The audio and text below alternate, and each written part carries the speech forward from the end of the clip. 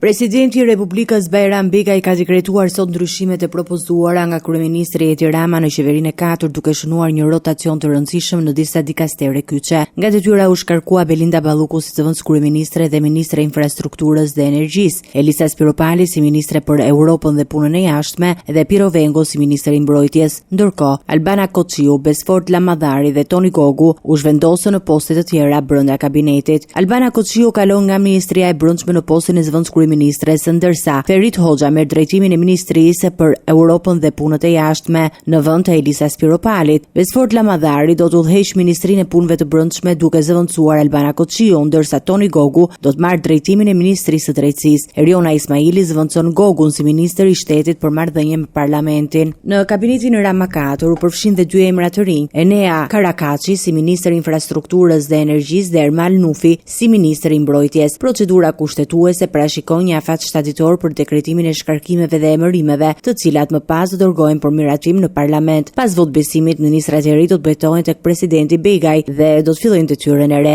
Shkarkimet dhe emërimet u prezantuan fillimisht në mbledhjen e përbashkët të grupit parlamentar të Partisë Socialiste në kabinetin qeveritar në një zgjash shkurt, duke shërbyer si një përgatitje zyrtare për rotacionin brenda qeverisë. Ndryshimet synojnë rikonstrukturimin e kabinetit dhe përforcimin e disa dikastereve strategjike për këtë mandat qeverisës.